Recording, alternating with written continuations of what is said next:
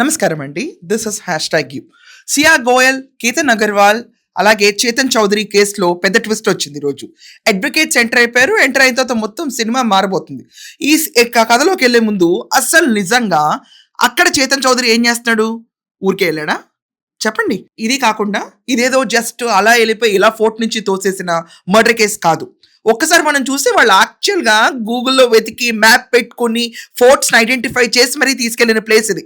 మే 30th తీసుకెళ్ళి ఒక్కసారి location అంతా చూసి పర్ఫెక్ట్ గా సెట్ అయిందని తెలిసిన తర్వాత June 5th మళ్ళీ వెళ్దాం, 4th మళ్ళీ వెళ్దాం అని ప్లాన్ చేస్తే ఆ రోజు కుదరకపోతే మళ్ళీ June 14th తీసుకెళ్లి తోసేస్తే అతను చెట్టు కొమ్మ పుచ్చుకుని బతికి బట్టగట్టి బయటకు వచ్చి అక్కడ పాము ఉందని చెప్పి తోస్తాను. కదంతా మనందరికి తెలిసిందే.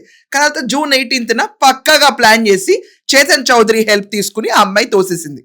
ఇది ఇప్పటిదాకా జరిగిన మిస్టరీ కాదు, క్లియర్ డెత్. కానీ దీంట్లో మనకి ఇప్పుడు చూసుకుంటే కేతన్ అగర్వాల్ వాళ్ళ ఫాదర్ ని ఆల్రెడీ మహారాష్ట్ర సీఎం కలిశారు. ఈ కేసు ఎంత వైరల్ అయిందంటే ఏకంగా సీఎం కూడా వచ్చి ఇన్వాల్వ్ అయ్యారు దీంట్లో. ఫాస్ట్ ట్రాక్ కోర్టులో ఈ కేసుని పెట్టిస్తాను అని చెప్పి ప్రామిస్ చేశారు.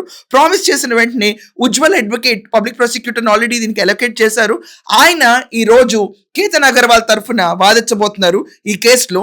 सर उन्होंने मुझे आश्वासित किया है कि फास्ट ट्रैक पे लेके इसका निर्णय जल्दी से जल्दी लेंगे. महाराष्ट्र के मुख्यमंत्री जी, इनका फ़ोन मुझे आया था और फडणवीस साहब ने मुझे ये अग्रवाल प्रकरण में जो हत्या हुई है पुणे में उसके बारे में मुझे कहा गया और उन्होंने कहा कि राज्य सरकार के लिए एक बड़ा चुनौती मामला है. तो उन्होंने मुझे कहा कि आप इस केस में स्पेशल पब्लिक प्रोसिक्यूटर करके काम देखना है. ఇది కాకుండా అందరూ అంటున్నారు లేదు he's a very rich person కదా కేతన్ అగర్వాల్ వాళ్ళు తీసుకున్నారు. ఏంటంటే కాదు సీఎం డైరెక్ట్ ఫడ్నవీస్ అపాయింట్ చేసిన అడ్వకేట్ అయినా స్టేట్ గవర్నమెంట్ అపాయింట్ చేయబట్టి ఈ కేసులో ఆయన వచ్చారు. ఫాస్ట్ ట్రాక్ కోర్టులోకి వెళ్ళబోతుంది కేసు. ఇది కాకుండా హూ ఇస్ అని ఒకసారి చూసుకుంటే మనకి బాంబే బ్లాస్ట్ చూసారా తాజ్ది, దాంట్లో కసబ్ కి శిక్ష పడ్డానికి కూడా ఈయన కారకులు. ఈయనంత ఆర్గ్యూ చేస్తారు. Is a very famous advocate. So ఒక పక్క నాణం ఇదైతే ఇప్పుడు మనం చూసుకుంటే అశోక్ శ్రీవాస్తవ్, ఈయన మన సియా గోయల్ అడ్వకేట్. ఆయన ఏమంటున్నాడు క్లియర్గా వచ్చి, సియా అక్కడి నుంచి తోసి చంపేది ఎవరన్నా చూసారా?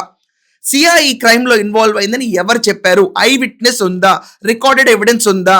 हमें देखना होगा कि कितने डायरेक्ट विटनेसेस हैं इसमें और क्या पुख्ता सबूत उसके खिलाफ आता है जो ये साबित करे कि उसने ऐसा कोई काम किया है या वो गिल्टी है इस ऑफेंस की. ఏమీ లేకుండా జస్ట్ సియాన్ తీసుకెళ్ళిపోయి షీఈస్ గిల్టీ అని ఎలా అంటారు? She's not proven to be guilty, so she's innocent. ఎక్కడైనా ఎవిడెన్స్ ఉందా? దమ్ముంటే ప్రూవ్ చేసుకోండి ఈ విషయాన్ని.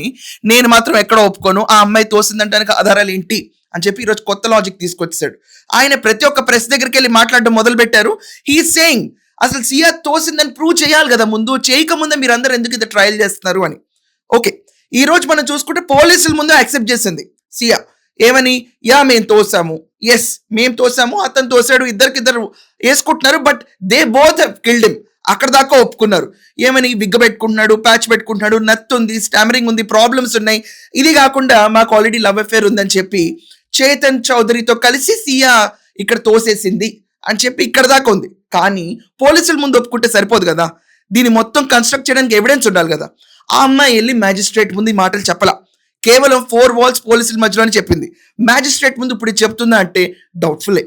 ఎందుకంటే ఇంత డెవలప్మెంట్ అవుతున్నప్పుడు, అడ్వకేట్ ఇన్వాల్వ్ అయిపోయినప్పుడు, ఎవిడెన్స్ లేదు అన్న సినారియో తీసుకొస్తున్నప్పుడు ఈ కేసు ఎలా గెలుస్తారు? ఇది పెద్ద చిక్కుల్లో పడిన సమస్య. ఇది కాకుండా నిజంగానే చూసే వాళ్ళకి ఎలా ఉంటుందంటే ఎవిడెన్స్ లేదు కదా. ఏం ఎవిడెన్స్ లేదండి ఇక్కడ. అక్కడ క్లియర్ గా చేతన్ చౌదరి అనే అతను తన ఫోన్ ని ఆఫీస్ లో పెట్టేసి వాళ్ళ కొలీగ్ ఫోన్ ని తీసుకుని అక్కడికి వచ్చి ఫోర్ట్ దగ్గరికి వచ్చి, అది కూడా హుడీ వేసుకుని మాస్క్ పెట్టుకుని మొత్తం అసలు అతను ఎవరో ఫేస్ తెలియకుండా సీసీటీవీ ఫుటేజ్ లో కనపడేటట్టుండి ఇంత ప్రాపర్ రెక్కి చేసి వాళ్ళిద్దరి మధ్యలో ఎఫైర్ ఉంటే అతను తోసేశారు వీళ్ళు తోసేశారని వీళ్ళిద్దరు ప్లాన్ చేసి క్లియర్ గా చంపేస్తే ఎవిడెన్స్ లేదు. సో ఇంకా వాళ్ళ అడ్వకేట్ ఏమంటున్నారు శ్రీవాస్తవ్, అతను ఏమంటున్నాడు అసలు వీళ్ళిద్దరి మధ్యలో ఉన్నది రిలేషన్షిప్ అని మీరు ఎలా ప్రూవ్ చేస్తారు అంట. అంటే మరి గడిచిన 2000 ఫోన్ కాల్స్ ఏంటో ఎవరికి అర్థం కావట్లా, మాట్లాడుకున్న టెక్స్ట్ ఏంటో ఎవరికి అర్థం కావట్లా. అసలు చేతన్ చౌదరి అన్న వ్యక్తి ఉన్నట్టే వాళ్ళ కుటుంబానికి తెలియదు అంటుంది సియా గోయల్ వాళ్ళ మదర్. అసలు మాకే తెలియదు చేతన్ चौधरी ఎవరు అని. कि दीदी सिया और केतन में कुछ प्रॉब्लम चल रहा है, वो बात नहीं करता है या बच्चों में झगड़ा है तो उन्होंने आज तक मुझे बताया नहीं। वो तो मुझे बोलती थी नहीं दोनों बच्चे बहुत प्यार से रहते, दोनों बच्चे बहुत प्यार से कर रहे। ఈ అమ్మాయి ఏమో కేతన్ అగర్వాల్ కి నాకు ఒక బాయ్ ఫ్రెండ్ ఉన్నాడని ముందే చెప్పాను అని చెప్తుంది. కానీ వాళ్ళ ఇంట్లో వాళ్ళకి కూడా ఎవరికి తెలియదు. ఈ అమ్మాయి అంత నమ్మబలికి ఒక కోల్డ్ బ్లడెడ్ మర్డర్ కి she has open the gates. ఇది కాకుండా నిజంగానండి ఫోన్ చెక్ చేస్తుంటే ప్రాపర్ గా వాళ్ళు సెర్చ్ చేసినవి కూడా వచ్చినాయి బయటికి.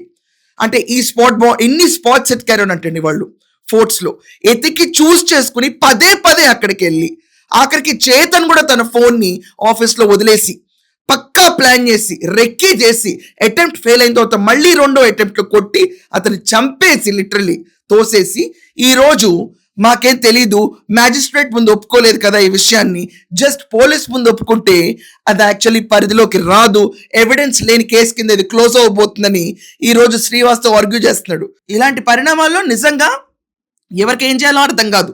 అమ్మాయి ఇప్పుడు ఖచ్చితంగా మ్యాజిస్ట్రేట్ ముందు అయితే ఒప్పుకొని తీరదు, చచ్చినా ఒప్పుకోదు నేనే చంపానని చెప్పి.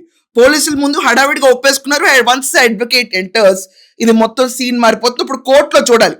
అసలు ఇక్కడ మనం చూసుకుంటే ఉజ్వల్ గారు public prosecutor state government appoint చేసిన అడ్వకేట్, ఆయన ఈసారి టఫ్ గా తీసుకుంటారా ఈ కేసుని, లేకపోతే శ్రీవాస్తవ్ అన్నట్టు అక్కడ ఏం ఎవిడెన్స్ లేదు, ఎవరు చూసిన దాఖలాలు లేవు, అక్కడ అంత ప్రాపర్ గా రెక్కి చేసుకున్నారు, ఎవరు ఐ విట్నెస్ అనేది ఉండదండి. ఏదో సీసీటీవీలో దాని తర్వాత ఫోన్ కాల్స్ విషయంలో అక్కడ మొత్తం ట్రేస్ అవుట్ చేసి పట్టుకుని. అండ్ ఇంకోటి అంటారు వీళ్ళ అడ్వకేట్ శ్రీవాస్తవ్ కాఫీ షాప్ లో కలిసి రిలేషన్షిప్ ఉన్నట్ట. అదేంటలా జస్ట్ కాఫీ షాప్ లో కూర్చొని మాట్లాడితే బాయ్ ఫ్రెండ్ గర్ల్ ఫ్రెండ్ అయిపోతారా, ఇది ఎలా కుదురుతుంది అని చెప్పి లాజిక్స్ కూడా తీసుకొస్తున్నారు. ట్రయల్కి వెళ్ళబోతుంది.